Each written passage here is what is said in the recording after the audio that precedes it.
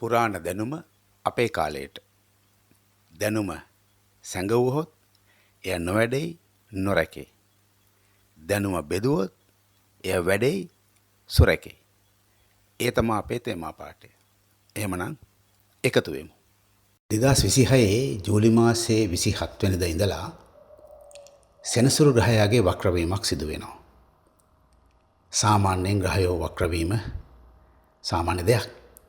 ඔය බුධ, සිකුරු, Uranus, Neptune, කුජ, බුධ, ගුරු වගේ ග්‍රහයෝ වක්‍ර වෙනවා. ඒ වයින් අපි මේ සමහර ග්‍රහ වක්‍රවීම ඒ තරම්ම තදට සලකන්නේ නැහැ.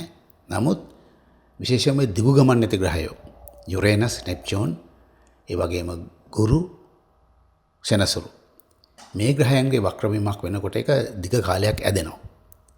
දැන් මෙවර මේ සෙනසුරුගේ වක්‍රවීම ආසන්න වශයෙන් මාස 5කට වැඩි කාලයක් පවතිනවා. දැන් මම දැක්ක බොහෝ දෙනෙක් මේ ගැන කතා කරනවා. හුඟ දෙනෙක් මගේ ඉල්ලීම් කළා මේ ගැන කියන්න කියලා. ඉතින් අර ග්‍රහයක් හැරුණත් අපිට පලාපල කියන්න බෑ. ඒක නමුත් සුවිශේෂ අවස්ථාවක් තිබුණොත් පමණක් කතා කිරීම වැදගත්. ඇත්තටම මේ සෙනසුරු ග්‍රහයාගේ වක්‍රවීම කතා කිරීම වැදගත්. මොකද ඒවෙන් දැනෙන සුළු බලපෑමක් ලෝකයටත් රටටත් එක් ලග්න හිමියන්ටත් ඇති වෙන නිසා. ඉතින් වැඩි වෙලාවක් යන්න කලින් මම නිකම්ම මේ පලාපලයක් කියනකට වඩා කැමති ඇත්තටම මේ ග්‍රහයක් වක්‍ර වෙනවා කියලා මොකද්ද මම හිතන්නේ කියලා ඔබත් එක්ක බෙදාගදා ගන්න. ග්‍රහය වක්‍ර වෙනවා කියන අදහස සාමාන්‍යයෙන් තියෙන්නේ ඉදිරියට යමින් හිටපු ග්‍රහයක් පසුපසට ගමන් කරනවා කියන අර්ථයයි. නමුත් අපි දන්න ඕනම කෙනෙක් දන්නවා එහෙම කිසිම ග්‍රහයක් ආපස්සට ගමන් කරන්නේ නැහැ. සිද්ධ වෙන්නේ හිරු අදාළ ග්‍රහයා සහ පෘථිවිය අතර තිබිය යුතු කෝණය, ජ්‍යාමිතික කෝණය වෙනස් වෙලා එතකොට අපිට පේනවා ඉදිරියෙන් සිටිය යුතු ග්‍රහයේ පසුපසට යන බවයි පේන්නේ. දැන් මම මේ කියන උදාහරණය මේ සංසිද්ධියට සම්පූර්ණයෙන්ම සමාන නැති වුණත් මේක වටහා ගන්න මම ඔබට දෙයක් කියන්නම්. අර ඕලාකාර පිටියක ක්‍රීඩකෝ ටිකක් දුවනවා නම් එහි අර මුල්ම වක්‍රය, දෙවෙනි වක්‍රය, තුන්වෙනි වක්‍රය වගේ ස්ථානවල ඉන්න ග්‍රහයෝ ක්‍රීඩකයෝ දුවනකොට අපිට පේන්නේ ඒගොල්ලෝ පසුපසින් යනවා වගේ. ඊට ඉදිරින් වෙනත් ග්‍රහයෝ යනවා වගේ. ඒක එක්තරා විදිහට ගත්තොත් ඒක දෘෂ්ටි මායාවක්. සත්‍ය නෙමෙයි. ඒ උනත් මේ ග්‍රහයකගේ වක්‍රවීම එහෙම දෘෂ්ටි මායාවක් හැටියටම බැහැර කරන්න බෑ.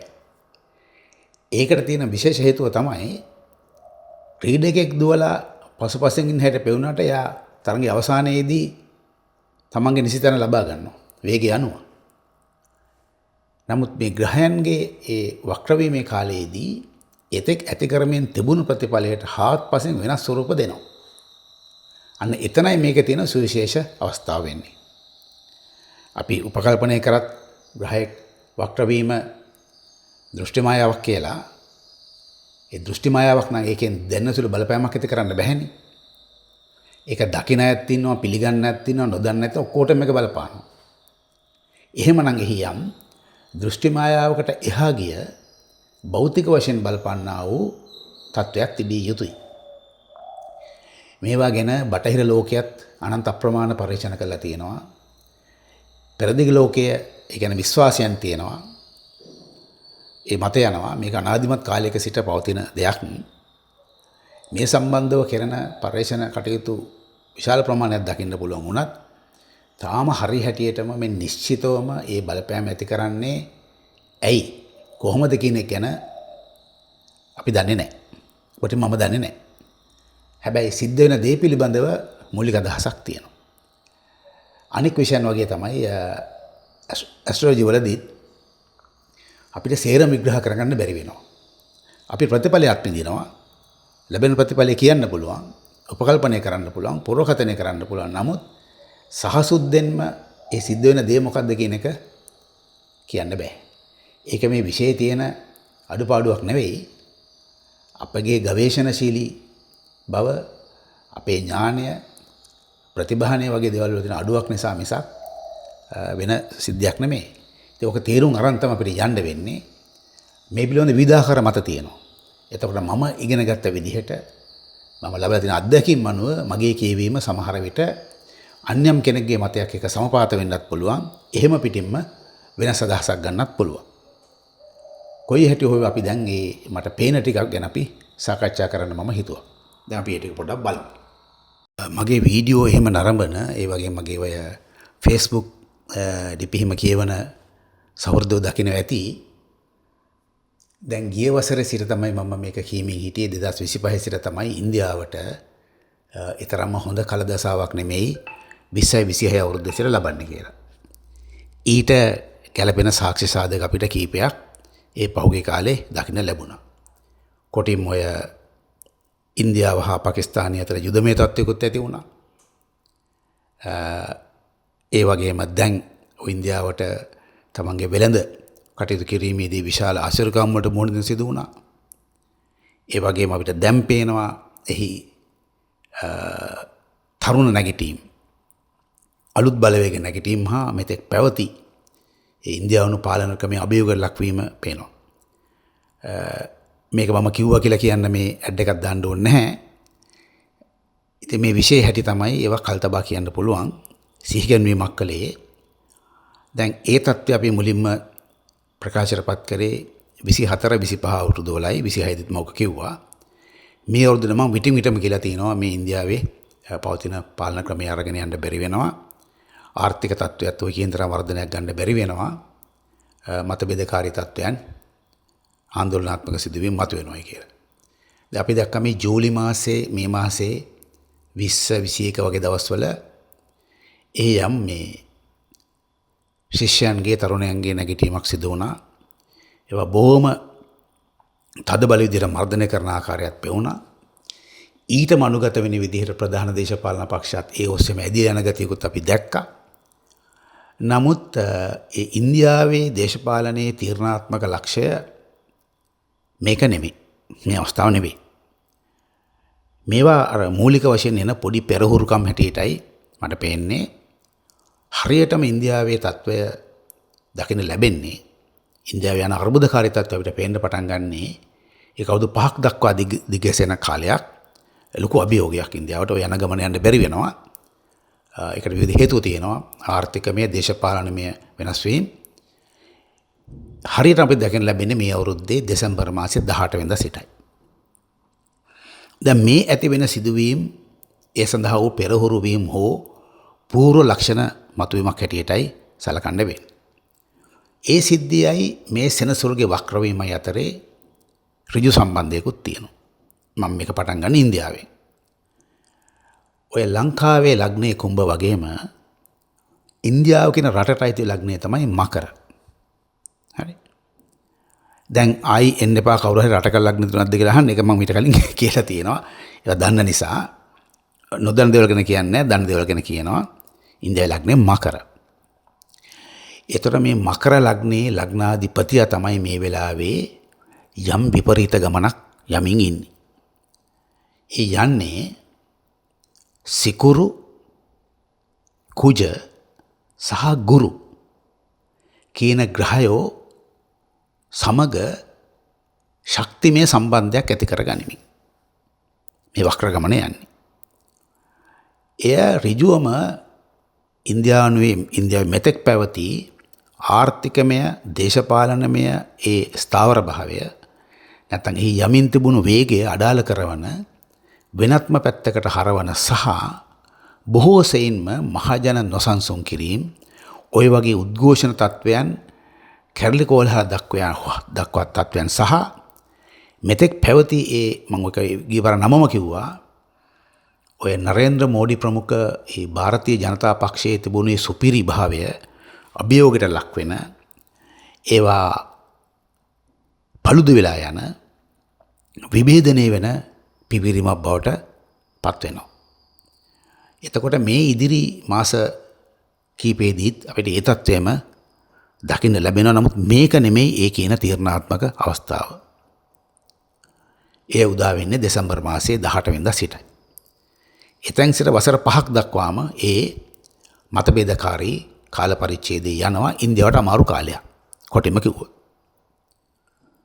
ඊළඟට ඔබ අහනවා මේ ඉන්දියාව ගැන කියනවට වඩා නරකද අපි ගැන. ඉතින් අපි ගැන කියලා තියෙනවා. ඔය පහුගිය ජනාධිපතිවරණය පැවැත්වෙන කාලයේදීත් මහමැතිවරණය පැවැත්වෙන කාලයේදීත් කියලා තිබුණා ඒ කාලවල මැතිවරණ තිබ්බහම ඇතිවන ප්‍රතිඵල. ජනාධිපතිවරණයේ කාලෙත් කිව්වා මහමැතිවරණ කාලෙත් කිව්වා ඒවා ඉතින් දැන් ඔබ බලන්නේ කියපු දේවල් කොච්චර වෙලා තියෙනවද නැද්ද කියන එක. ඒක ඔබ සතු දෙයක් බලන්න එහෙම. ඉතින් මගේ මතකයේ හැටියට නම් ඒ දේවල් වෙමින් තියෙනවා. සමහර දේවල් කිව්ව කාලටත් කලින්ම වෙනවා. ඒ පහුගිය මහමැතිවරණදී කිව්වේ මේ මැතිවරණ තිබුණු කාල පරිච්ඡේදය අන්තිම අනුචිතයි. එය වේගෙන් ජනප්‍රසාදයටපත් වෙන කොටිම ආණ්ඩුවේ ආයුෂ කොපමණද කියන වීඩියෝ එක කරේ ඡන්ද ප්‍රතිඵල ලැබෙමින් තිබීදී මහමැතිවරණේ. කවුරක්වත් වගේ හිතුවත් නැහැ. ඉතින් ඒ කාලේ මතක කිව්වේ ඒක ඒ ආයුෂ කියන එක මේ පාර්ලිමේන්තුවේ බලය කොච්චර තියෙනවද කියනකට වඩා මහ ජනතාව අතර තියෙන පිළිගැනීම, විශ්වාසය, ගෞරවය. මගේ වචනයක් පාවිච්චි කරා ලෙජිටිමසි කියන වචනේ, සුජාත භාවය. දැන් බලන්න ඒවා තියෙනවද කියලා. ඒ ආණ්ඩුවේ හිතවාදී සුළුතරයක් නේ. ඉතින් කොහොමත් තියෙනවා කියලා කියනවනේ. අතිබහුතරයක් තම තමන්ගේ හෘද සාක්ෂියට එකඟව බැලුවොත් ඒ මහජන ප්‍රසාදය, මහජන විශ්වාසය නැහැ. ඒක එන්න බිඳ වැටෙමින් යනවා. එතකොට ඒ දේවල් වෙමින් තියෙනවා. දැන් අපිට මොකද වෙන්නේ? හරි පුදුම දෙයක් වෙන්න යනවා. සාමාන්‍යයෙන් යාබද රටවල් දෙකකට එකම කාලයකදී ඔහොම අර්බුද ඇවිල්ලා නැහැ. නමුත් දැන් එන්න යනවා. ඉන්දියාව ඒ මට්ටමටපත් වෙද්දී ඒ අතින් ලංකාවටත් ලංකාවේ දැනට පවතින පාලනය, පාලන ක්‍රමය, ආර්ථිකය, දේශපාලන වටපිටාව සම්බන්ධවත් තියුණු අභියෝග මතුවෙනවා. ඔය අභියෝග මතුවෙනවා කියලා කිව්වේ දෙසැම්බර් මාසයේ සිට ලබන අවුරුද්දේ අප්‍රේල් දක්වා කාලයේ ඒකත් කිව්වේ ගිය අවුරුද්දේ. එතකොට කල්තබා කරපු පුරෝකතනයක් දැන් මේ රටවල් දෙකෙහිම වෙනස් වූ හේතු සාධක මත වුවත් ආందోලනාත්මක කැළඹිලිකාරී අභියෝගාත්මක කාල පරිච්ඡේදයන් එක ළඟ මතුවීම පේනවා. හැබැයි ඒකට මේ සෙනසුරුගේ වක්‍රවීම සම්බන්ධ නැහැ. මේකෙන් සිද්ධ වෙන්නේ ඒ සඳහා කිසියම් පරිවාස කාලයක් වගේ. පූර්ව නිමිති සපයන කාලයක් බවට පත් කරගන්න. මමත් මගේ වීඩියෝ දිගටම කියලා තියෙනවා මේ ආණ්ඩුව කරන අයට මෙහෙම අභියෝගයක් එනවා. ඒකට සූදානම් වෙන එක හොඳයි. ඒ අභියෝග ජයග්‍රහණය කරන්න සූදානම් නොවි හිටියොත් ඒක අර්බුදයකට යනවා. ඉතින් ඒක ආණ්ඩුවක් විතරක් නෙමෙයි රටක් අර්බුදයට යන්නේ. කොහොම නමුත් අපි දන්නේ නැහැ ආණ්ඩුවේ සූදානම කොහොමද කියලා. ඉතින් ඒක ඒගොල්ලන්ගේ පැත්තේ වැඩක්. දැනට නම් මට වෙන්නේ කිසිම සූදානමක් නැති බවයි. එයාලා හිතන් ඉන්න සූදානම් වීම නෙමෙයි මේකට අවශ්‍ය කරන්නේ වෙනස් සූදානම් වීමක්. කෙසේ හෝ තවත් මාස 4ක 5ක කාලයක් තියෙනවා. අපි බලන් ඉමු ඒ අභියෝගාත්මක කාලයේදී කොහොමද මේකට ඒගොල්ලෝ මුහුණ දෙන්නේ කියලා. කොහොම නමුත් අපිට මේ සෙනසුරුගේ වක්‍ර කාලයේ අවසාන කාලය වන විට ලංකාවේත් ඒ අර්බුදය දකින්න පුළුවන්. දැන් ගුරු ග්‍රහයාගේ ගමනේදී මම අර කිව්වා ලංකාවේ මේ යුක්තිය පසඳලීම, අධ්‍යාපන ක්ෂේත්‍රය, දේශපාලන ක්ෂේත්‍රය සම්බන්ධව අර ජූලි 7 වෙනිදා සිට ආందోලනාත්මක සිදුවීම් හට ගන්නවා කියලා. ওই මේගමේ සිද්ධියේ මහා ඛේදවාචකයක් උනේත් ඒ කාලෙම තමයි. තවත් සිදුවීම් ගොඩාක් සිද්ධ වුණා. අබිරහස් මරණනේ ඔවුන් සිද්ධ වුණා. තාමත් ඒ කාලේ ඉවර නැහැ. තව තියෙනවා. කෙසේ නමුත් ඒ පුරෝකතනේ දිගුවක් තමයි දැන් මෙතනින් යන්නේ. මට ඉතින් මේක කියන්න වෙනවා කොහොමත් හොඳ කාලයක් නන් නෙමෙයි අපිට එන්නේ. ආර්ථික වශයෙන්වත්, දේශපාලන වශයෙන්වත්, සමාජීය වශයෙන්වත්, සමාජයේ සාමයක තත්ත්වය සම්බන්ධවත්, සාමීක ආගමික අංශෙන් උනත් එච්චර හොඳ පැත්තක් පේන්නේ හැමතැනම අර්බුද ගැටුම් විසඳාගත නොහැකි වූ යටගියත්යන් පේන්න පටන් ගන්නවා. ඉතින් මේ සෙනසුරුගේ වක්‍ර කාලේ හමාර වෙනවත් එක්කම තමයි අපේ හැබෑ අර්බුදය පටන් ගන්නෙ. මේ කාලේදීවත් හරියට ඥානය පාවිච්චි කරොත් ඔය අර්බුදයක් විසඳගෙන මේ ආණ්ඩුවටත් තමන්ගේ ඉන්න තාක්කල් ඉඳගෙන ඊළඟ මැතිවරණයට ගිය හැකි. ඒ මැතිවරණ ප්‍රතිඵල කියන තව කල් තියෙනවානේ. කොහොම නමුත් මගේ දැනට මගේ පෞද්ගලික අත්දැකීම නම් මේ පවතින පාලනයට මේ එන අභියෝගය ගැන මුහුණ දෙන්න තියයි ගැන සූදානමක් නැති බවෙන් පේන්නේ. ඔවුන්ට මේ අර්බුදේ දිගපල්ල පපසිරේ පේන්නේ නැහැ. ඒ වගේම මේ අභියෝගය ඔවුන් ගණන් ගන්න නැති බවයි පේන්නේ. ඔවුන්ගේ ගමන ඔවුන් යන්නේ එහෙම එකක් නැහැ කියලා හිතාගෙනයි ඒක ආවට පස්සේ තමයි ගන්න සූදානම් වෙන්න වෙන්නේ. සමහර විට එතකොට ප්‍රමාද වැඩි වෙන්න පුළුවන්. අපි ඒක මේ මොහොතේදී බලමු. ඕකෙදි මම අදී කියන දෙයක් නෙමෙයි. දැන් අවුරුදු ගානක් තිස්සේ කියන එක මම ඔකට කිව්වේ ශෝකාන්තයක් හෝ සුරංගනා කතාව කියලා. දැන් මේ මාලිමා ආණ්ඩුව බලයට ආවෙත් සුරංගනා කතාවක් වගේ. හැබැයි ඔක 2019 ඉඳන් මම කීකේ හිටියෙත් ඔක ශෝකාන්තයෙන් තමයි කියලා ඉවරන නියමිත තියෙන්නේ කියලා. ඉතින් ඒ රට කරවන අයට තමයි ඉතිහාසයේ දෛවය අනුව ඒක තේරුම් අරගෙන මේක සුඛාන්තයෙන් ඉවර කරනවද දුකාන්තයෙන් ඉවර කරනවද කියන එක තීන්දුව කරන්න වෙන්නේ. කොහොම නමුත් ඉතින් මේ කාලය ඉන්දියාවටත් ලංකාවටත් හොඳයි කියන්න බෑ. ටිකක් නරක කාලයක්.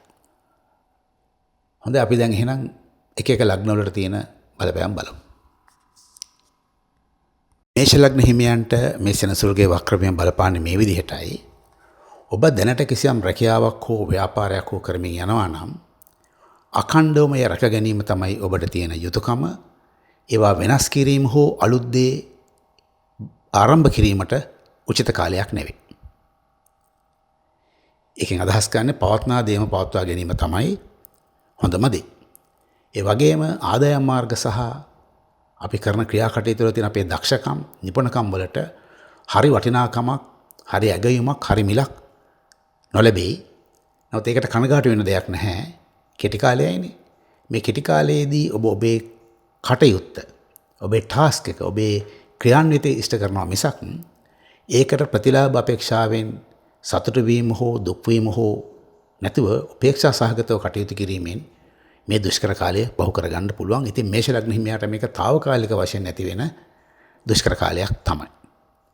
ඒ වගේම හිස, කන, අක්ෂි රෝග සම්බන්ධව පීඩා විඳින මේෂ ලග්න හිමියන් තමන්ගේ සෞඛ්‍ය තත්ත්වය කෙරෙහි වැඩි අවධානයක් යොමු කිරීමත් වැදගත් වෙනවා.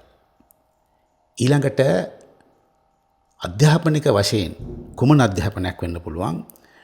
ද්විතීයි අධ්‍යාපනය, උසස් අධ්‍යාපනය. මේ අධ්‍යාපනයේ යෙදෙන අයට මේ වෙලාවේ අර ආර්ථික වශයෙන් රැකියාමය වශයෙන් මොන අර්බුද ආවත් හොඳ අවස්ථාවක් තියෙනවා. ඒ ශාස්ත්‍රීය කටයුතු, අධ්‍යාපන කටයුතු සහ ඇතමිට අධ්‍යාත්මික ක්ෂේත්‍රයේ තෝරගත්ත මේෂ ලග්න හිමියන්ට ඒ කටයුතු නම් ඉතා මැනවින් කරගෙන යෑමේ අවස්ථාව ලැබිලා තියෙනවා. හැම දෙයකම ඉතින් හොඳ නරක දෙකම තියෙනවා. ඊළඟට ප්‍රේමය හා විවාහය සම්බන්ධව බලපෑමක් තියෙනවා. අලුතෙන්ම විවාහපත් වූ අයටයි මේකේ බලපෑම වැඩි. මෙතෙක් ඒ අමුසමියන් අතර තිබුණු ඒ මිත්‍රත්වය, ලිංගතුකම, එකිනෙකා කෙරෙහි තියෙන අවධානය, ආකර්ෂණය, ආදරය අනාදරයක් හින්දා නෙමෙයි. ඒවා හරියට ප්‍රකාශයටපත් කරන්න හෝ ඒ සඳහා ඉඩකඩ සපයා ගැනීමට හෝ දුෂ්කර වීම හට ගන්නවා. ඒක ස්වභාවික තත්වයක්. මිස පෞද්ගලිකව පුද්ගලයාගේ හොඳ හෝ නරක මත සිදුවෙන දෙයක් නෙමෙයි. ඒක ඒ මේෂ ලග්නෙන් උපන්න කෙනෙක් විවාහ වෙච්ච බිරිඳක් හෝ සැමියෙක් හෝ තේරුම් ගත යුතු තත්වයක්. නැත්නම් අනවශ්‍ය ආකාරයේ ප්‍රශ්න මතු කිරීමකට මේක යන්න ඉඩ කඩ තියෙනවා. తాවකාලික දෙයක්. ඒ කාලේ අනිකාගේ තත්ත්වය වටහාගෙන ඉදිරියට යෑම තමයි කළ යුතු දේ හැටියට පේන්නේ. ගොඩක් දේවල් කියන්න නැහැ. ඒ වගේම ආයෝජන පැත්ත ගැන කතා කරන්න ඕනේ. ওই කාලයේදී මේෂ ලග්න හිමියන් ණය ගැනීම, ණය දීම වගේම අන් අයගේ බැංකු කටයුතු වලට අපකරුවන් ලෙස සම්බන්ධ වීම, ඒ වගේම යම් මුදල් හොයාගෙන ආයෝජනය කිරීම ඊතරම්ම සුදුසු නැහැ. ඒක අධෛර්ය කිරීමක් නෙමේ. යම් කාලයක් ගතකරන උචිත කාලය නතුරු ඔය ජූලි මාසේ 27යි දෙසැම්බර් මාසේ පළමු සතියයි අතර කාලයේදී එවැනි ආයෝජන වලට යෑමෙන් ඊතරම්ම ප්‍රයෝජනයක් ලබන්න අමාරුයි. කොටින්ම කිව්වොත් මේෂ ලග්න හිමියාට අපිට දෙන්න තියෙන එකම පණිවිඩයයි තියෙන්නේ දැනට ඔබ පවත්නාගෙන යන තත්ත්වය රැක ගැනීම තමයි ඔබට තියෙන අභියෝගය. අලුත් දේ කිරීම හෝ කරමින් ඉන්න දේ අතහැරීම නෙවෙයි. අපි නම් දැන් ඊළඟට වෘෂභ ලග්නේ දිහා බලමු. ජූලි 27 සිට දෙසැම්බර් 10 දක්වා කාලයේදී වෘෂභ ලග්න හිමියන්ට තමන්ගේ කේන්දරයේ ওই සෙනසුරු වක්‍රවීම සිදු වෙන්නේ 11 වෙනි. ඒ කාලේ අපි සාමාන්‍ය දැනුමිනුත් දන්නවා කියන්න පුළුවන්.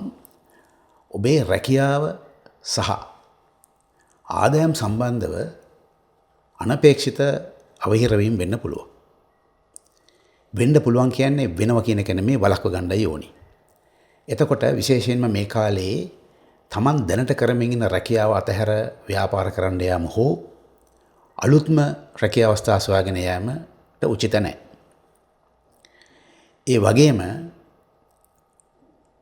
වැඩි ලාභ තකා අලුත් ව්‍යාපාරවලට ආයෝජනය කිරීම හෝ ඔය සූදු ආදී තරඟ ක්‍රීඩාවන්ට හෝ තමන්ගේ ළඟින් ඉන්න මිත්‍රයා හෝ මිතුරිය හෝ විශ්වාස කොටගෙන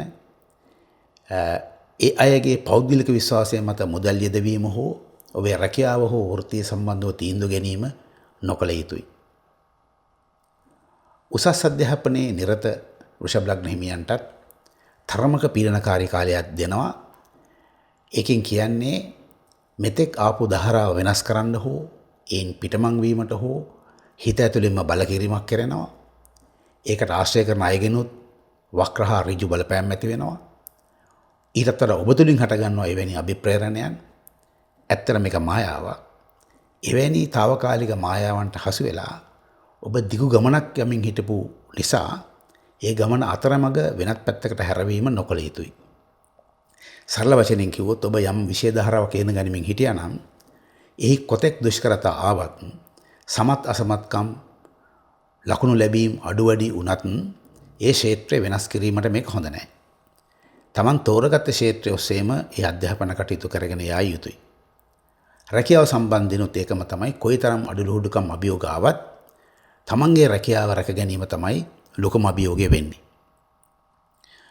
වෘෂභ ලග්න හිමියන්ටත් මේ මාස 5ක කාලයේදී ලොකු අර්බුදයකින් තොරව ගැලවෙන්න පුළුවන්. මොකද උත්පත්ති කේන්දරයේ බලය නිසා අනවශ්‍ය විදිහේ මහා වෙනස් වීම රැඩිකල් වෙනස් වීම නොකොට පවත්නා දේම රැක ගැනීමෙන් මේ පීඩනකාරී කාලය අවසන් කරගන්න පුළුවන්. දැන් කෙනෙක් අහන්න පුළුවන් හොඳක් ඇත්තේම නැද්ද කියලා. හොඳක් තියෙනවා. ඔබ යම් කෙනෙකුට හෝ ආයතනයකට හෝ ගෙවිය යුතු ණය මුදලක් තියෙනවා නම් අන්න ඒ ණය මුදල් ගෙවීමට ඔබට අවස්ථාවක් ලැබෙනවා. ණය බරෙන් නිදහස් වීමට අවස්ථාවක් ලැබෙනවා. නීතිමය වශයෙන් අර්බුදයක් තිබුණා නම් ඒ නීතිමය අර්බුදය විසඳ ගන්න අවස්ථාවකුත් ලැබෙනවා. ඉතින් මේ හොඳ දේවල්නේ. තව අපූර්ව දෙයක් වෙනවා. මේ කාලේදී ඔබට ඔබේ ජීවිතයේ සැබෑම මිතුරියන් කවුද? අර වචී පරම කියලා අපි කියන්නේ. වචනයට පමණක් ඉන්න මිතුරියන් කවුද කියන එක පිළිබඳව පැහැදිලි අවබෝධයක් එනවා. ඔබ මේක හිතාමතා ඔබ්සර්ව් කරන්න යන්නේ නැහැ. ඔබේ දෛනික ජීවිතයේදී ඔබට ලැබෙන අභියෝග, පීඩනකාරී අවස්ථාවලදී කවුද ඔබට අවංකවම උදව් කරන්න එන්නේ නැත්තේ කියන එක හොයාගන්න මේක හොඳ අවස්ථාවක්. ඒකත් නරක දෙයක් නෙමෙයි. ඕනම ඇබැද්දියක හොඳ පැත්තකුත් තියෙනවා. ඔන්න වෘෂභ ලග්න හිමියාට ජීවිතේ හොඳ නරක දෙකම මේ අවස්ථාවේදී උකහා ගන්න පුළුවන්. ප්‍රේමය හා විවාහ සම්බන්ධව ගත්තත් ওই තත්ත්වෙම තමයි දැනට විවාහපත් වී සිටින යුවතිපතීන් සම්බන්ධයෙන් ගත්තත් විවාහයකට එළඹෙන්න සිතාගෙන ඔය ප්‍රේම කරන අවස්ථාවේ ඉන්න අය වුණත් අනවශ්‍ය ආකාරයේ සැකකිරීම මතභේදකාරී තත්වයන් මතුවීම ඉඩකඩ වැඩි. ඒවා මේ පුංචි දේවල් හින්දා දුරදග ගිය සම්බන්ධකම් බිඳ වැටෙන්න පුළුවන් මේ කෙටි කාලයේදී.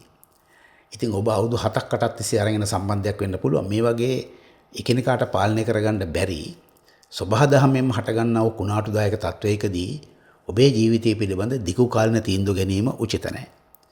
මේ කාලේ හොඳම දේ තමයි සිදුවීම් සම්බන්ධව උපේක්ෂා සහගතව බලා සිටීම. ඉතින් අපි ආරාධනය වෘෂභ ලග්න හිමියන්ට කරමු. ඊළඟට බලමු මිථුන ලග්න හිමියන්ගේ තත්ත්වය කොහොමද බලපාන්නේ කියලා. දැන් අපි බලමු මිථුන ලග්න හිමියන්ට කොහොමද මේ සෙනසුරුගේ වක්‍රයෙන් බලපාන්නේ කියලා. ඔබේ කේන්දරයේ 10 වෙන්නේ තමයි මේ වක්‍රයෙන් හටගන්නේ. හැමෝටම නරක නැහැ. ඔන්න හොඳක් වෙන එක ලග්නයක් තමයි මිථුන. ඒකත් එක ආංශික වශයෙන් හොඳක් තියෙන්නේ. දිගු කාලයක් තිස්සේ රැකියාවක් අපේක්ෂාවෙන් හිටියා නම් රැකියාව විරහිත මට්ටමේ හිටපු මිථුන ලග්න හිමියන්ට රැකියාව ලැබෙනවා. රැකියාව අවස්ථා ලැබෙනවා. හැබැයි වෙනස මේකයි ඔබ හිතපු රැකියාව නෙමෙයි දුෂ්කරතා සහිත අභියෝග සහිත වැටුප් තරම්ම නැති එහෙත් රැකියාවේ අවස්ථාව ලැබෙනවා. ඔබ මෙතෙක්කල් බලාගෙන හිටියේ ඕන ගානකට මම රස්සාවක් කරනවා කියන අර්ථයෙන්නේ. එහෙනම් මේ කාලේදී ඔබට අනපේක්ෂිත මට්ටමින් රැකියාව සඳහා කැඳවීම ලැබෙනවා. ඒ වගේම කාලයක් තිස්සේ බලාගෙන හිටපු උසස් වීම් ලබන්න පුළුවන්. හැබැයි මේ උසස් වීම් ආදිය ලැබෙන්නේ ඔබ ඒ සඳහා තරඟ කිරීමෙන් හෝ සටන් කිරීමෙන් නෙමෙයි අනපේක්ෂිත වශයෙන්. ඒක හොඳ දෙයක්. හැබැයි දේශපාලන වශයෙන් හෝ ව්‍යාපාරික වශයෙන් හෝ ඔය තාම ජනප්‍රිය මට්ටමේ ඉන්න මිතුරු ලග්න හිමියන්ට නම් මේක එච්චර හොඳ නැහැ. ඒ මොකද ඔවුන්ගේ ඒ සමාජමය ප්‍රතිරූපය නැත්නම් අපි සමාජයත් එක්ක කරන කටයුතු සමාජ ක්‍රියාකාරකම් වලදී යම් යම් අගතීන් අප්‍රසාදයන් විරුද්ධවාදීකම් වලට ලක්වීම ඉඩකඩ වැඩි. ඒ දිගු කාලයක් තිස්සේ දේශපාලන වශයෙන් හෝ ව්‍යාපාරික වශයෙන් හෝ සිනමාව කලාව සංගීතයේ ක්‍රීඩාව ආදී වශයෙන් මේ ජනප්‍රිය ඉසව්වල ඉන්න මිතුරු ලග්න හිමියන්ට අනපේක්ෂිත වශයෙන් චෝදනා ලැබීම ඇතැම් විට අවස්ථාවන් නොලැබීම ඇතැම් විට තමා සතු දේවල් අන් අය විසින් පැහැර ගැනීම වගේ තත්ත්වයන් බුද්ධිමය මංකොල්ලකයන් වගේ දේවල් වෙනවනේ. අන්න එවැනි අවසනාවන්ත තත්ත්වයන්ට මුහුණ දීමට ඉඩකඩ තියෙනවා. දැන් මේවා වළක්ව ගන්න නම් මේ කාලේදී ඔබ ගැන බලන එක තමයි වඩා හොඳ. දැන් මෙතෙක් කල ඔබ කරේ සමාජයේ කෙරෙහි බලන එකනේ. නැත්නම් ඔබේ විෂය කෙරෙහි බලපෑකන කරේ. ක්‍රීඩකයෙක් නම් ක්‍රීඩාව දිහා බල හිටියේ. දේශපාලඥයෙක් නම් දේශපාලන පිටිය දිහා බලාගෙන හිටියේ. ව්‍යාපාරිකයෙක් නම් තමන්ගේ ආයතන ව්‍යාපාර ලාභ අලාභ දිහා බලාගෙන හිටියේ. හැබැයි ඔබ ගැන බලලා නැහැ. ඔන්න දැන් අවස්ථාවක් තියෙනවා ඔබගේ ශාරීරික සෞඛ්‍යය, ඔබේ ආකල්ප, ඔබේ තීරණ ගැනීමේ රටාව, ඒවායේ හරි වැරදි පිළිබඳව නියම තක්සේරුවකට එන්න. අර අනෙක් ලග්න හිමියන්ට වගේම මිතුරු ලග්න හිමියාටත් විශේෂයෙන්ම ව්‍යාපාරික වශයෙන් ඉන්න මිතුරු ලග්න හිමියන්ට අලුතෙන් වූ ආයෝජන අවස්ථාවන් වලට යාම නම් උචිත නැහැ. ඒ වගේම ලංකාවෙන් ඊතර කටයුතු කරන අය ඉන්නවනේ. හාහා පොරා කියලා ලංකාවෙන් ඊතර යන්න හදන අයට රැවටීම් වල ලක් වෙන්න ඉඩකඩ තියෙනවා. දැන් එහෙම අය සමාජයේ ඉන්නවනේ. රට යනවා කියලා විශාල සල්ලි අරගෙන මග හරිනවා. දැන් මේ වගේ කාලවල මේ ලග්න ભેදයක් නැහැ. වංචනිකයන්ට කවුරුත් අහුවෙන්න පුළුවන්. හැබැයි අහුවෙන්නේ කර්මාන රූපී හේතුවක් නිසාමයි. නමුත් මිථුන ලග්නේ උපන්න කෙනෙක් ඉන්නවා නම් එවැනි අවදානම් සහගත මාර්ග ඔස්සේ විදේශගත වීම වලින් උත්සාහ කරන්න එපා. මොකද ඒකෙන් ඔබට වෙන්නේ මුදලක් නැහැ, රසාවක් නැහැ. ඇතැම් විට විශාල අපකීර්තියක් සහ මානසික පීඩාවක් නැති කරලා දෙන්න පුළුවන්.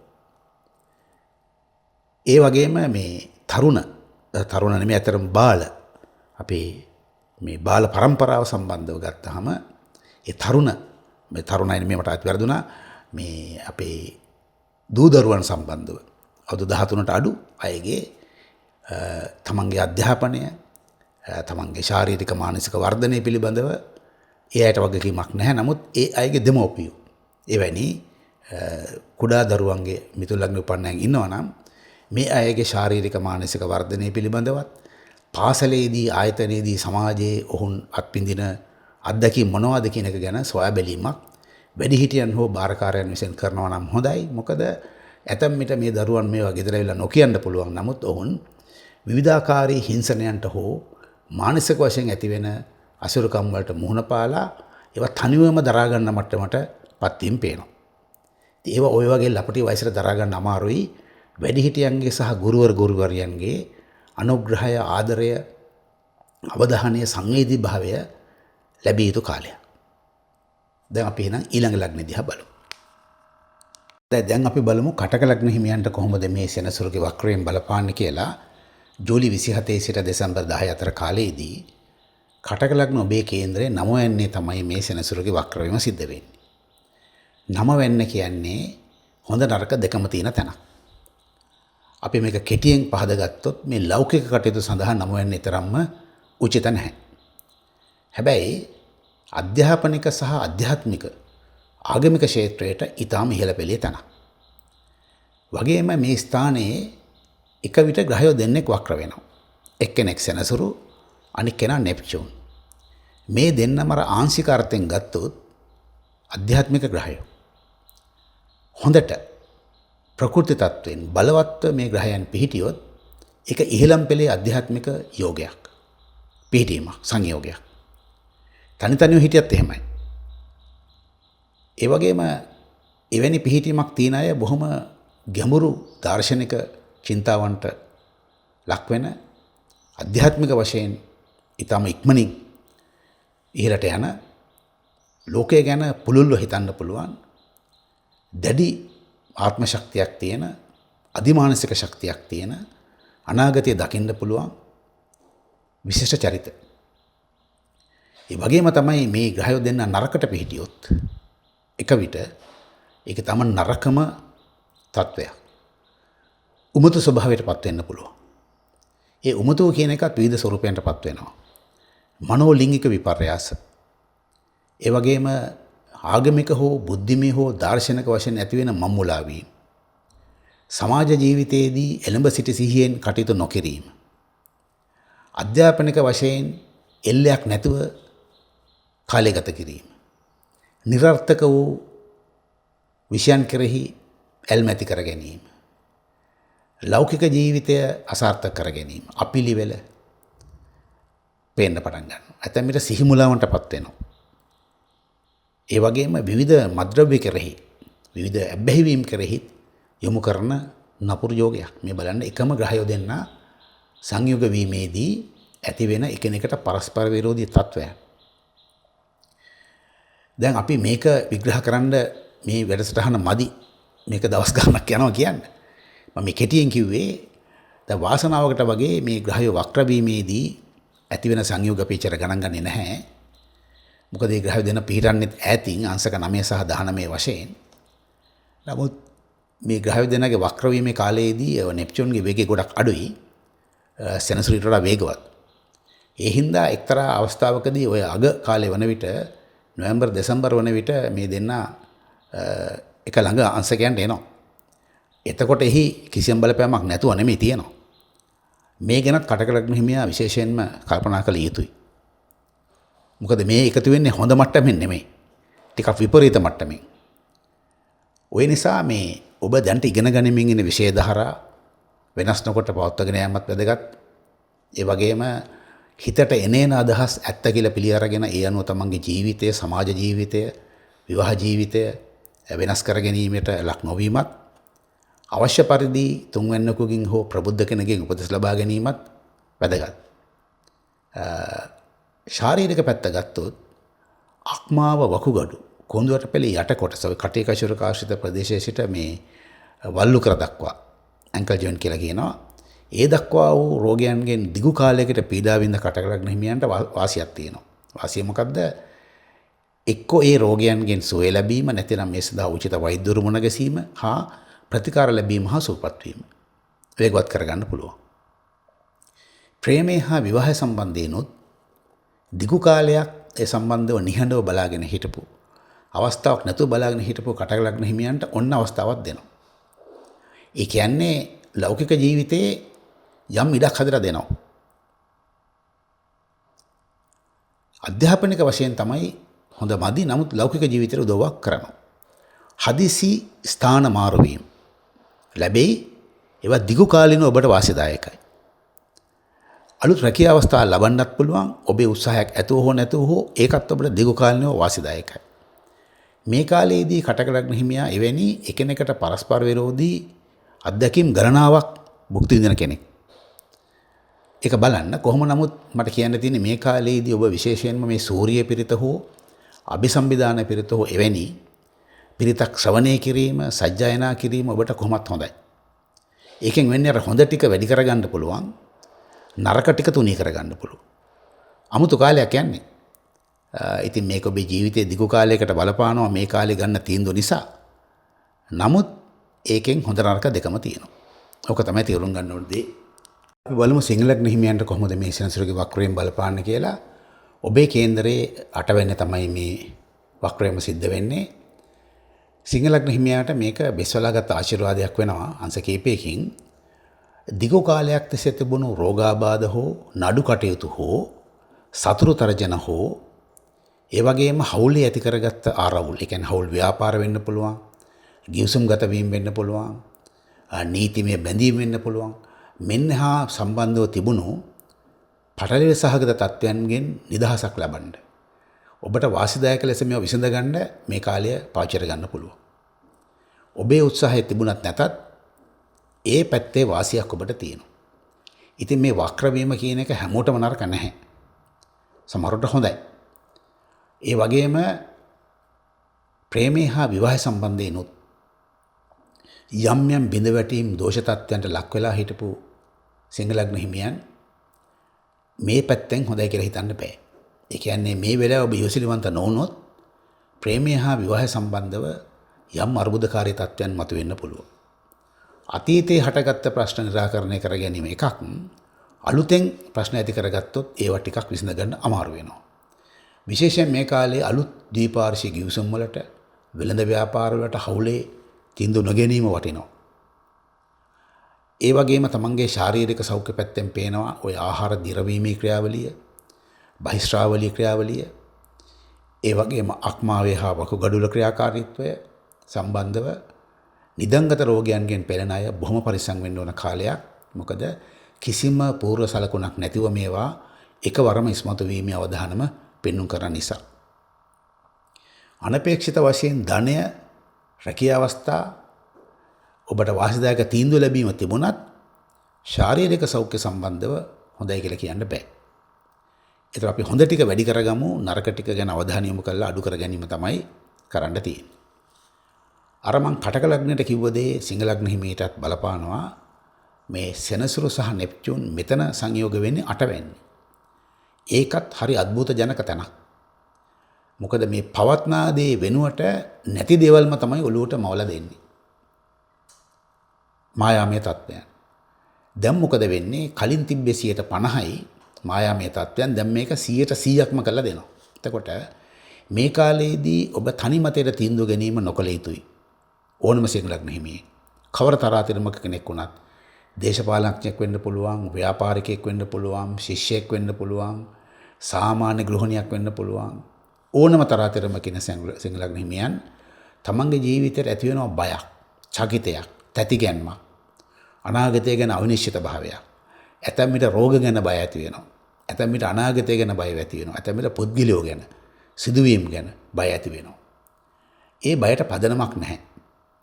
ඒතර බය හෝ කම්පණය මත ඔබ තීන්දුව ගත්තොත් අනාගතය ගැන ඒ තීන්දුව ප්‍රායෝගික නැහැනේ. ඒක වැරදි තීන්දුවක් ගන්නෙ. එහෙම තීන්දුවක් ගත්තොත් ඇති වෙන පාඩුවත් ඔබටමයි. හොඳම දේ තමයි යම් තුන්වැන්නෙකුගෙන් හෝ ඊට උචිත කෙනෙකුගෙන් උපදෙසක් අරගෙන ඒ අදහසත් ඔළුවේ තියාගෙන තීන්දුව ගැනීම තමයි වැදගත් වෙන්නේ. අපි දැන් එහෙනම් ඊළඟ ලග්නෙ දිහා බලමු. අපි බලමු කන්‍යා ලග්න හිමියන්ට කොහොමද මේ සෙනසුරුගේ වක්‍රයෙන් බලපාන්නේ කියලා. ජූලි මාසේ 27 සිට දෙසැම්බර් මාසේ 10 වෙනිදා දක්වා ඔබේ කේන්දරේ 7 වෙනිය තමයි සෙනසුරුගේ වක්‍රයම සිද්ධ වෙන්නේ. නෙප්චූන් උතර ඉන්නවනේ. මේ නිසා මේ ද්විපාර්ශ්වීය ගණදුණු වලදී රැවටීම් වලට ලක්වීම, වැරදි තීන්දුව ගැනීමට වැඩි ඉඩකඩක් තියෙනවා. සිංහ ලග්න හිමියාටත් වඩා කන්‍යා ලග්නෙන් උපන් ඔබ හවුලේ කටයුතු කෙරෙහි වැඩි විශ්වාසයක් තැබීම ප්‍රඥාවන්ත නැහැ. විශේෂයෙන්ම දෙසැම්බර් මාසේ 10 වෙනිදා පහුවෙන තුරු. මොකද මේ නිසා ඔබ රැවටීමට ලක්වීමට අමතරව ඔබ සතු ධනය, ඔබේ සතු කීර්තිය, ඔබේ පෞරුෂය, සම්බන්ධතා පවා පළුදු වෙන්න පුළුවන්. අධෛර්ය කිරීමක් නෙවෙයි, හවුලේ ඇති කරන ඕනම කටයුත්තක්, සමාජ කටයුතු වෙන්න පුළුවන්, වෙළඳ ව්‍යාපාර වෙන්න පුළුවන්,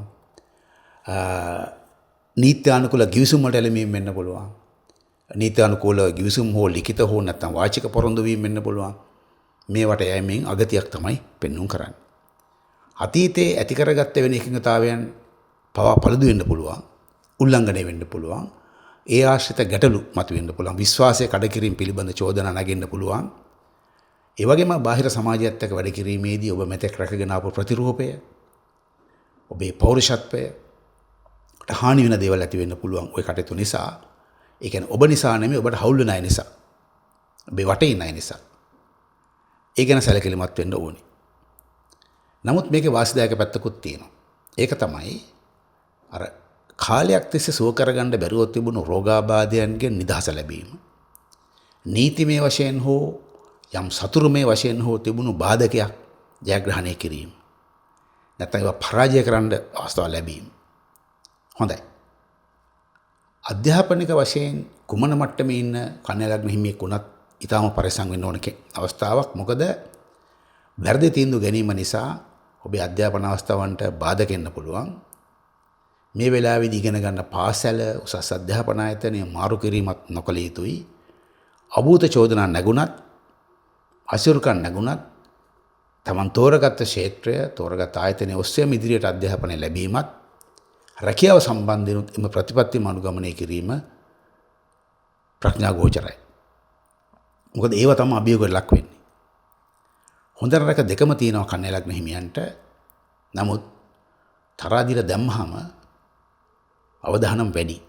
ඉතින් කන්‍යා ලග්න හිමියත් බොහොම සීරුවෙන් කල්පනාවෙන් ගියොත් තමාගෙනම තමන්ගේ කටයුතු කෙරෙහි විපරම්පැසින් බලමින් ගියොත් තමාම තමාගේ විවේචකයා වෙමින් තමාම තමාගේ නිරීක්ෂකයා වෙමින් ගියොත් අයි බාහිර කෙනෙකුට ඇඟිලි දික් කරන්න අවස්ථාවක් එන්නේ නැහැ නේ. මොකද ඔබටම ඔබේ අඩුපාඩු හදාගන්න පුළුවන්කම ලැබෙනවා.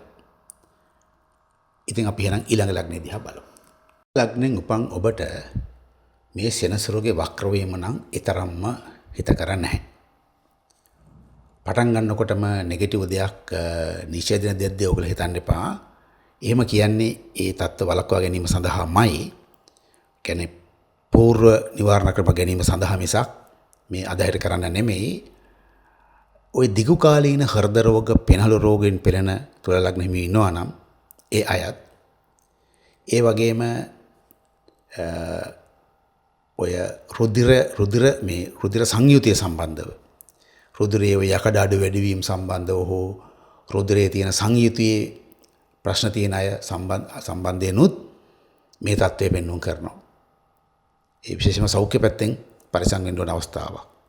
ආහාර ජීර්ණීය ක්‍රියාවලිය, බහිස්රාවීය ක්‍රියාවලිය සම්බන්ධයෙන්ුත් දෝෂ මතුවෙන්න පුළුවන්.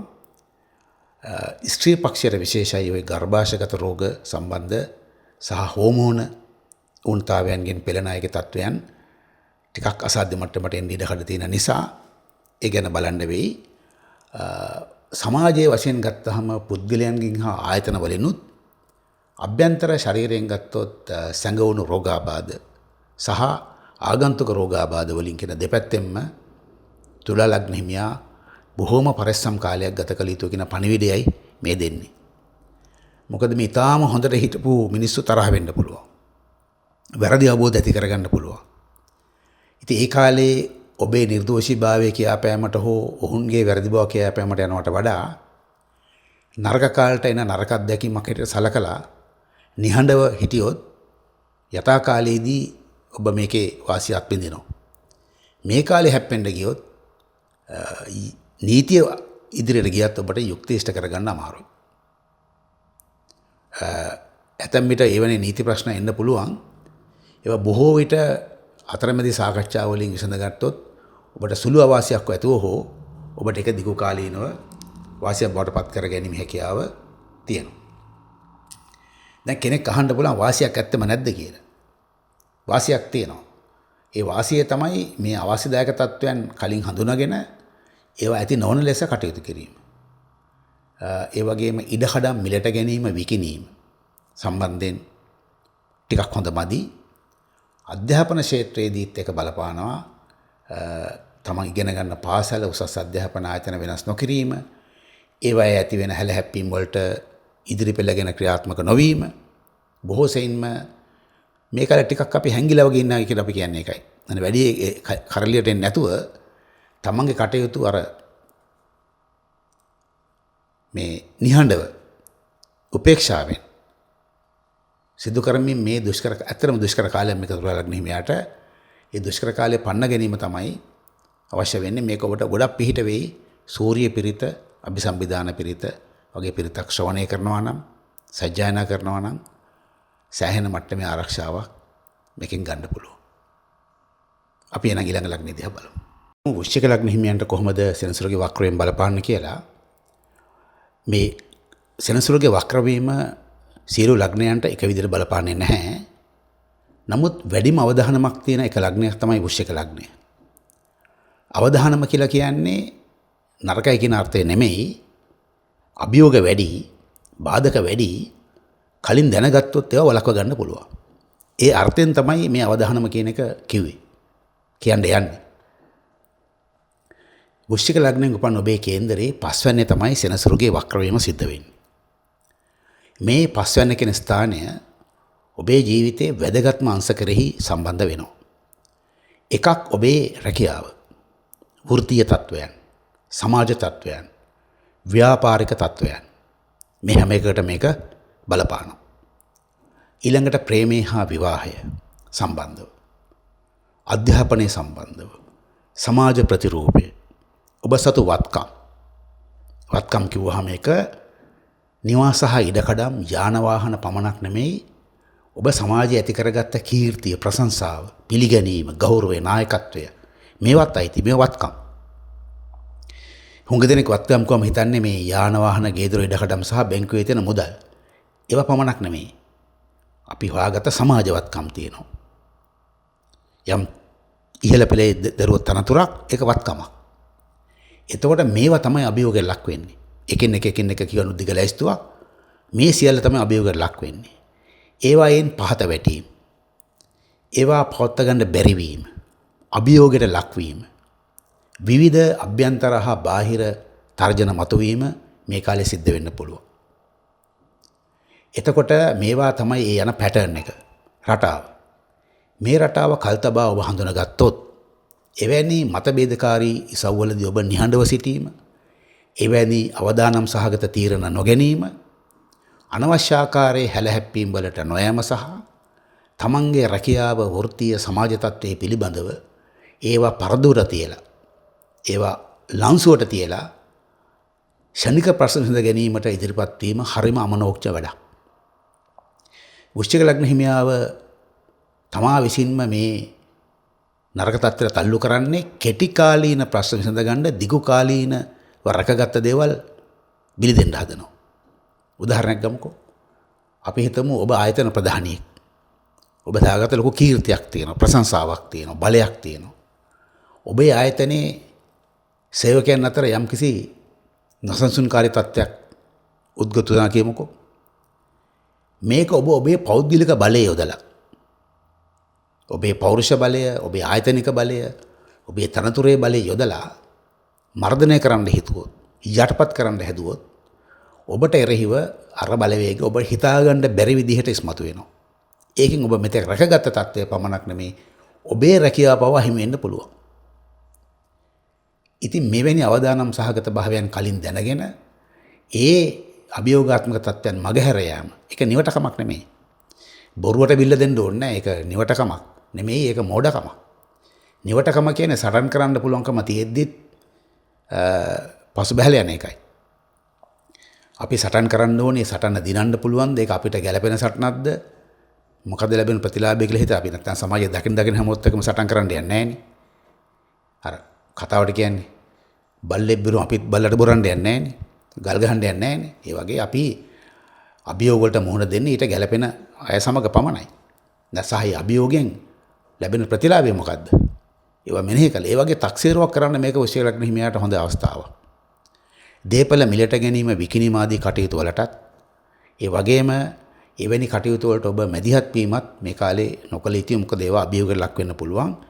එකින් එක කියනකොට මම මේකේ සිද්ධාන්තයයි පෙන්වුවේ, සිද්ධාන්ත කියන්නේ මේක හරයයි පෙන්වුවේ.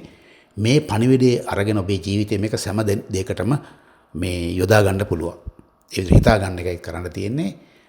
ඉතින් අපි වෘශ්චික ලග්න හිමියාට ආරාධනා කරනවා එළඹෙන తত্ত্বය තක්සේරු කරලා, මේක ඇත්තටම දුෂ්කර කාලයක්, නවදානම් සහගත කාලයක්. ඒකෙදි මනවින් ඔබේ අත්දැකීම් සහ ප්‍රඥාවන්ත භාවය පාවිච්චි කරමින් ඔබට පිහිටක් වෙනවා ගුරු ග්‍රහය. ගුරු ඔබට උදව් කරනවා.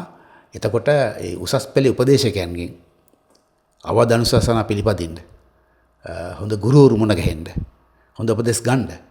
තනියම මේකට මුහුණ දෙන්න ගත්තොත් ඔබට මේ හයිය නැහැ. ඉතින් නැති හයියකින් සටන් කරන්න යනකොට තමයි පරදින්නේ. ඉතින් මේක තමයි වෘශ්චික ලග්න හිමියාට දෙන්න තියෙන පණිවිඩය. දැන් ඊළඟ ලග්න දිහා බලමු. ලග්න හිමියන්ට කොහොමද මේ සෙනසුරුගේ වක්‍රය බලපාන්නේ? ඔබේ කේන්දරයේත් විශේෂයෙන් බලපානවා සෙනසුරු සහ නෙප්චූන් ග්‍රහයෝ දෙන්නාගේම එකවර වක්‍ර වීම. මොකද මේ හතරවැන්න කියන්නේ බලවත් තැනක්.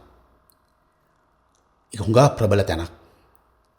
මේකේ ඔබේ සිතිවිලි, ඔබේ වාසස්ථාන, ඔබේ මානසික ඒකාග්‍රතාවය, ඔබේ අත්දැකීම, ඔබ සතු දේපල, ඒවා පමණක් නෙමෙයි. ඔබේ රැකියාව, ආදායම් මාර්ග, ඔබේ වැය කිරීම, ප්‍රේමය හා විවාහය මේ බොහෝ තැන්වලට සම්බන්ධ වෙනවා. මුලින්ම ධනු ලග්න හිමියා අවධානය යොමු කරන්න ඕනේ ඔබට නැගෙන සිතිවිලි. අධෛර්ය කරන, අවිවේකීය බර, අසහනකාරීත්වය වැඩි කරන සිතිවිලි සමුදායක් ගලාගෙන එනවා. විශාල ප්‍රවාහයක් වගේ. ඒ කියන්නේ මානසික විවේකය, සංසුම් භාවය නැති කරන විදිහට දැඩි අවිවේකයක් ඇති කරනවා. එතකොට මේකෙදි ඔබ කාර්යබහුලත්වයක් ඇති කරගත්තොත්, බොහෝසෙයින්ම වැඩ කරන්න පටන් ගත්තොත්, ශාස්ත්‍රීය වශයෙන් හෝ ක්‍රියාකාරකම් වශයෙන් හෝ පටන් ගත්තොත් අර තත්ත්වය අපිට වෙනත් දෙයක් බවට පරිවර්තනය කරලා යහපතක් සලස ගන්න පුළුවන්. එතකොට අපි වෙහෙසෙනවා තමයි, අවිවේකී ඇති වෙනවා තමයි. නමුත් දුෂ්කර කාලේ හමාර වෙද්දී අපි යහපත් දෙයක් අරගෙන අලුත් දේවල් ඉගෙන ගන්න මේක හොඳ කාලයක්. ගැඹුරු විෂයන්, සංකීර්ණ විෂයන් ඉගෙන ගන්න හොඳ කාලයක්. තමාගේ පහුගිය ක්‍රියාකලාපයේ පිළිබඳව අභ්‍යන්තර වශයෙන් ස්වයං විවේචනයක් කරන්න. තමාම තමාගේ විවේචකයා බවට පත්වීම. තමාම තමාගේ විනිශ්චයකරු බවට පත්වීම කරගන්න පුළුවන් කාලයක්. ඒක එක්තරා විදිහේ ආත්මීය සංශෝධනයක් කරගන්න අවස්ථාවක්. මේවා කරොත් ඒ අවිවේකයේ මැද්ද අපිට ප්‍රයෝජනයක් ගන්න පුළුවන්. එහෙම නැතුව දෛනික ජීවිතයේ දිගටම එන මේ අවිවේකයේ මැද්දේ අසහනකාරීත්වය වැඩි කරගත්තොත්, විශේෂයෙන්ම පෙනහළු හෝ හෘද රෝග සම්බන්ධව පීඩා විඳින නැත්නම් ආරෙන් ප්‍රවීණින් එවැනි ලක්ෂණ තියෙන ධනු ලග්න හිමියන්ට ඒ තමන්ගේ සෞඛ්‍ය තත්ත්වය ඊටම නරක තත්ත්වයට පත් වෙන්න පුළුවන්. ඒක වෙන්නේ ග්‍රහය හින්දාම නෙමෙයි, අර එන මහා ප්‍රවාහය ඔබ කළමනාකරණය කර ගැනීමට දක්ෂ නොවිච්ච නිසායි. එන දේවල් වලට ඔළුව දාගත්තොත් අසහනේ වැඩි වෙලා ඒක ශාරීරික වශයෙන් එළියට එනක ඕන කෙනෙක් දන්නවා. වෙන්නේ මේකයි. ඊළඟට මේ කාලේ ඔබ ගෙයක් හෝ නිවාසයක් හදන්න ඉන්නවනම්, බොහෝ දෙනෙක් කියන්නේ මේක අනික් කතාව, මං කියන්නේ ඒකේ පරස්පර විරෝධී කතාවක්. බය නැතුව මේ කටයුතු පටන් ගන්න. ඔබ ඒකට වෙහෙසෙනවා. ගෙයක් හදන්න වෙහෙසෙනකොට ඒ ඔස්සේ ඔබ හැප්පෙනවා. ඒ ඔස්සේ ඔබේ මේ ප්‍රවාහය ගෙවිලා යනවා. ඔබට ගෙයක් ඉතුරු වෙනවා. බගාවක් පටන් ගන්න හිතුවා නම් බගාව පටන් ගන්න. භූමිය හා සම්බන්ධ කටයුතු කරන්න. ඒ ඉගෙන ගැනීම විතරක් නෙමෙයි. වගා කටයුතු, ඉදිකිරීම් කටයුතු, ඒ වගේම ඉඩකඩම් සම්බන්ධව කරන කටයුතු වලට යන්න. යම් කෙනෙක් කියයි මේක නරකයි කියලා, මං කියන්නේ ඒ දේම තමයි කරන්නත් ඕනේ. එතකොට ඒ දේත් එක හැප්පෙනකොට අර නරක දේ ඒක හරහාම ගෙවිලා යනවා. ඒක තමයි නිර්මාණශීලීව මේ தත්ත්වයට මුහුණ දෙන ක්‍රමය. සමස්තයක් වශයෙන් ගත්තොත් ධනු ලග්න හිමියාට මේක 50ට 50 තත්ත්වයක්. ඔබ හරියට මේ தත්ත්වය වටහා ගත්තොත් මේ නරක කාලෙත් ප්‍රයෝජන ගන්න පුළුවන්. කියන්නේ අවිවේකයේ කොහොමත් වෙනවා. ඔබ මුකුත් නොකර නිකන් ගෙදර හිටියත් ඇඳේ නිදාගෙන හිතට සහනයක් සුවයක් දැනෙන්නේ නැහැ. අසහනෙමයි එන්නේ, අවිවේකයමයි එන්නේ. එහෙනම් මොකද්ද කරන්න ඕනේ? ඒ අවිවේකය කියන්නේ වැඩ කරනවා කියන එකයි. එහෙනම් වැඩ කරන්නයි ඕනි පුළුවන් තරම්. එක විට වැඩ කීපයක් බදාගෙනවත් කරත් කමක් නැහැ. ඒක තමයි එකම උපක්‍රමය. ඉතින් අපි ඒ සඳහා හිතන්න කියලා ධනු ලග්න හිමියාට යෝජනා කරමින් ඊළඟ ලග්නය කෙරෙහි යොමු වෙලා බලමු. ලග්නෙන් උපන් ඔබට ඔබේ ලග්නාධිපතිනේ මේ වක්‍ර වෙන්නේ. ඔබේ කේන්දරේ 3 වෙන්නේ. එතන නෙප්චූන් ග්‍රහයත් වක්‍ර වෙනවා. එතකොට මේක සුවිශේෂ තත්වයක්. මොකද වෙන්නේ? ලග්නාධිපති වක්‍ර වීම කොහොමත් අවාසියක් නේ. ඒතර අවාසිය ඔබට කොහොමත් එනවා. පොදුවේ එනවා. සිද්ධ වෙන්නේ ඔබේ කේන්දරේ 3 වෙන්නේ. එතකොට මොකද වෙන්නේ? මේ කාලයේදී ඔබ අතින් අනවශ්‍ය ආකාරයේ ධනය වැයවීම සඳහා හිතක් පහළ වෙනවා. ඒ කියන්නේ කළ යුතු දේ වෙනුවට අත්‍යවශ්‍ය නොවූ දේවල් කෙරෙහි අනවශ්‍ය ගමන් බිමන්, අනවශ්‍ය නෙමේ අත්‍යවශ්‍ය නොවූ ගමන් බිමන් යෑම සඳහා හිතක් දෙනවා. යම් දේ මිලට ගැනීම සඳහා අවශ්‍යයි, නමුත් අත්‍යවශ්‍ය නැහැ. හිතක් පහළ කරනවා. ඇතැම් විට යම් කෙනෙක් විශ්වාස කිරීමෙන් ඔබ විශාල ගණදුණු වලට යන්න ඉඩ කඩ තියෙනවා. අවසාන ප්‍රතිඵලය වෙන්නේ මුදල් අහිමි වීම. නැත්තම් විශ්වාසය පළුදු වීම. මේ කාලයේදී මේ මූල්‍යමය වශයෙන් ඔබේ යම් කළමනාකරණයක්, සංවිධිත භාවයක් අත්‍යවශ්‍ය වෙනවා. ඔබ වෙනුවට වෙන කෙනෙක් ඔබේ මුදල් විදන් කරනවා නම් වඩා හොඳයි. ඒ වගේම ආහාර පාන ගැනීමේදී පරිස්සම් වෙන්න ඕන අවස්ථාවක්. මොකද ඔබ තුළ අපත්‍ය ආහාර ගැනීමේ ප්‍රවණතාවයක් පෙන්눔 කරනවා. මේවා නිසා ශාරීරික වශයෙන්ුත් මානසික වශයෙන්ුත් යම් යම් දෝෂ තත්වයන් විෂම තත්වයන් හට ගන්න පුළුවන්. අර ධනු ලග්න හිමියා වගේම තමයි ඔබ තුලත් අවිවේකය අසහනකාරී භාවය ඇති වෙනවා. නමුත් ලොකු වේගයකුත් දෙනවා. ඒක හොඳ දෙයක්. ඒ නිසා ඔබත් පුළුවන් තරම් කාර්ය බහුල වීම. ඒ කියන්නේ මුදල් වැය නොකරන වැඩ කටයුතු වල වැඩිපුර නිරත වීම. ආගමික කටයුතු, අධ්‍යාපනික කටයුතු, සමාජමය කටයුතු, සහ ඔබේ ජීවිතයේ පෞද්ගලික වශයෙන් තියෙන ඉදිකිරීම, නැත්නම් වගා කටයුතු, ඒ ආදී වශයෙන් කටයුතු යෙදීම වැදගත් වෙනවා. අර නිතර ගමන් බිමන් යෑම හෝ බඩු බහන්න මිලට ගැනීම හෝ ජීවිතයේ අලුත්ම තීන්දුව ගැනීම සම්බන්ධව රැකියා මාරු කිරීම, අලුත් ව්‍යාපාර පටන් ගැනීම මේවට හිත දෙනවා. ඒ හිතක් දෙන්නම මුදලක් නාස්ති කරන්නම තමයි අවසාන ඵලය. ඉතින් මේ මාස කීපය ඒ සඳහා උචිත නැහැ. හැබැයි හදාරන්න හොඳයි. ඊළඟට යමක් කරන්න මොකක්ද කියන එක අර හෝම්වර්ක් කරනවා කියලා අපි කියන්නේ. යමක් කරන්න කලින් ඒක අපි හොයලා බලනවා. අධ්‍යයන කිරීම කරනවා. පොඩි රිසර්ච් එකක් වගේ කරලා බලනවා. ඒ වගේ වැඩවලට හොඳ කාලයක්. ඔබේ සහජ හැකියාවන් තියෙනවා. අපි හැමෝටම ඕන කෙනෙකුට සහජ හැකියාවක් තියෙනවා. ඕනම කෙනෙකුට තියෙනවා. සමහර කෙනෙක් ඒක දැනගෙන ඉස්මතු කරගන්නවා. සමහර කෙනෙක් නොදැනම එහෙම යටපත් වෙලා යනවා.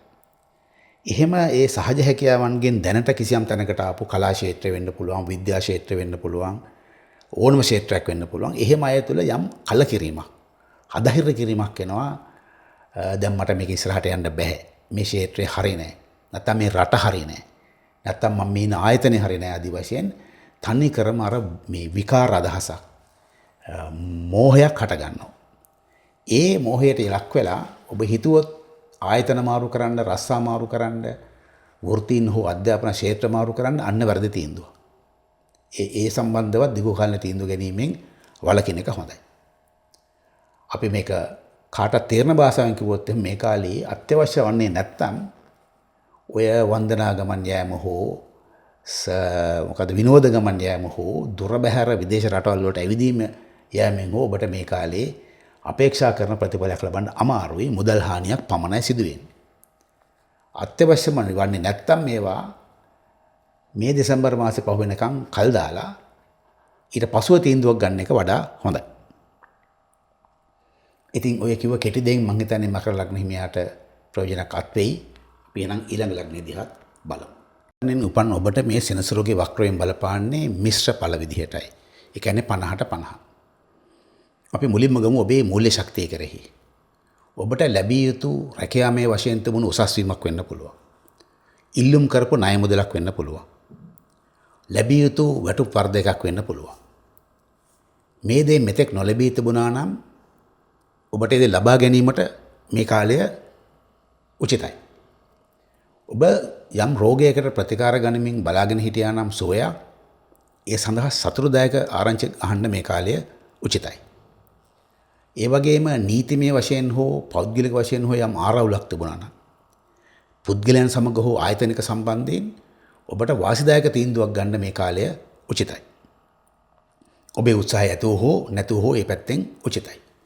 විශේෂයෙන්ම ඔබ සතුව තිබුණු වැරදි පුරුදු මුදල් පරිහරණය වෙන්න පුළුවන්, පුද්ගලාශ්‍රය වෙන්න පුළුවන්, ආකල්පමය වශයෙන් වෙන්න පුළුවන්, ඕනම දෙයක් සම්බන්ධව තිබුණු ඔබට තේරුම් නැති ඒත් වැරදි සහගත සාවද්‍ය ප්‍රතිපත්ති, සාවද්‍ය ආකල්ප තිබුණා නම් ඒවා ඔබට පේන්න පටන් ගන්නවා මේවා ප්‍රායෝගික නැහැ, මේවා සත්‍ය නෙමෙයි, මේවා යථාර්ථවාදී නෙමෙයි කියන එකත් පේන්න පටන් ගන්නවා.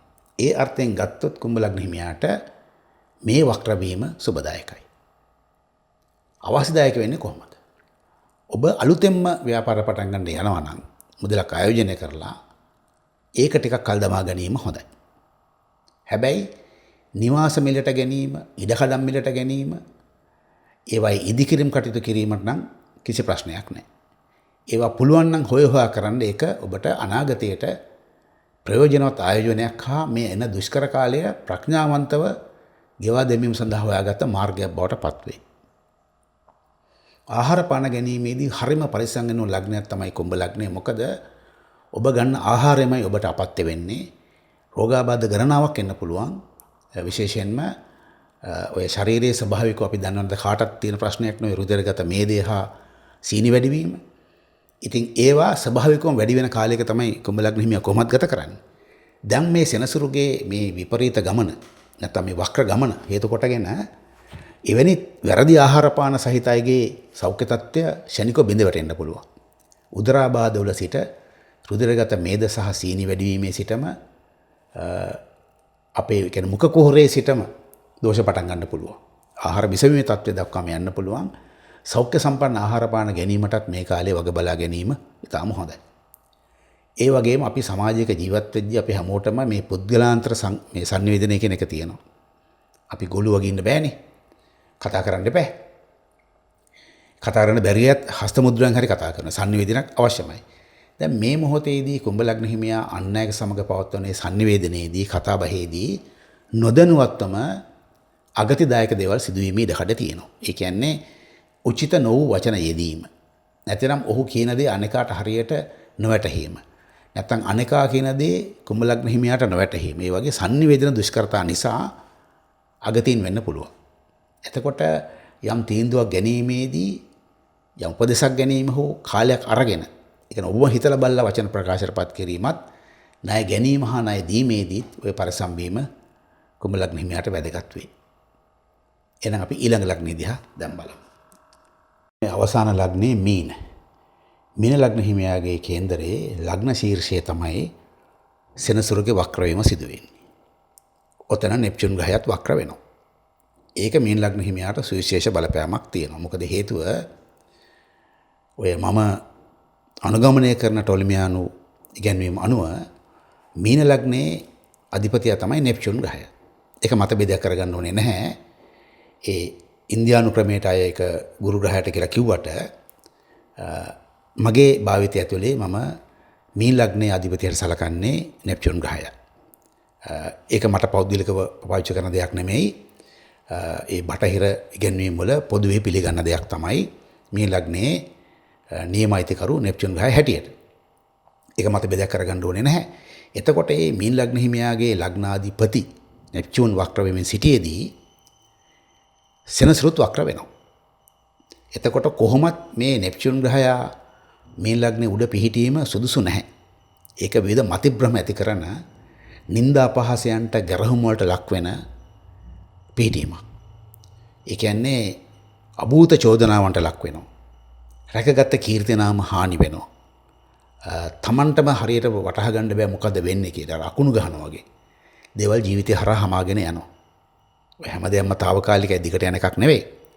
එහෙම තිබියදී තමයි සෙනසුරුත් මෙතන වක්‍ර වෙන්නේ. ඒක හරිම බැරෑරුම් ප්‍රශ්නයක්. සමස්ත චිත්‍රය නරක නැහැ හැබැයි. මීන ලග්න හිමියාගේ ජීවිතේ අර මං මුලින් විස්තර කරපු අර පෞරුෂ වශයෙන් ප්‍රතිරූප වශයෙන් ඇතිවෙච්ච ඒ චරිත හානි කිරීම වෙනස් අතකට හැරෙනවා. ඒ කියන්නේ ඔහු නිර්දෝෂී වීම, ඔහුගේ ප්‍රතිරූපය නැවත එසවීම සම්බන්ධව තමන්ටම හෘද සාක්ෂිය මතුවෙනවා. මම නිවැරදි. මම මේක සානුකම්පිත වෙන්න ඕනේ නැහැ. මම වරදකාරී හැඟීමකින් ගන්න ඕනේ නැහැ. මම නිවැරදි. මගේ ආත්ම ශක්තිය හොඳයි කියන ඒ හයිය දෙනවා. බාහිර සමාජයේ මොකක්වත් මීන ලග්න හිමියා තමන්ගේම අභ්‍යන්තර ශක්තිය නැගේ හිටින්න මේ අවස්ථාව ප්‍රයෝජනට ගන්නවා. එතකොට ඒ අතින් ගත්තොත් ඒක වාසියක් නේ. ඒ කියන්නේ මෙතෙක්කල් මීන ලග්න හිමියා තමා විසින්ම බෙලහින බවට පත් වෙලා හිටියේ. තමන්ම මවාගත්ත ලෝකෙක බය වෙලා තමන්ටම බය වෙලා වගේ හිටියේ. මේ කාලේ ඔක නැති වෙලා යනවා. එතකොට ඔහුට තමන්ගේ විශ්වාසයක් ඇති වෙනවා. එළියට එනවා. ඒ එළියට එමේ තමයි ඊළඟ ප්‍රශ්නේ තියෙන්නේ. එහෙම තමන්ගේ හයියෙන් එළියට ආවට සමාජයේ ඇතුලේ එහෙමම වාතාවරණයක් ඔබට ඇති කළ දෙන්නේ නැහැ. එක්තරා පැත්තකින් ඔබව ඔබේ ප්‍රතිරූපයේ පැත්තෙන් ඔබේ චරිතයේ පැත්තෙන් ඔබව පිරිසිදු කළ දුන්නට ඔබට සිතූසේ වැඩ කිරීමේ හැකියාව දීලා නැහැ. ඒතර මේ தත්ත්වය හරි සියුම්ව තේරුම් ගන්න ඕනේ. අපි මේක උදාහරණයකට ගමුකෝ. ඔබ කිසියම් තැනක සේවය කරමින් හිටියා.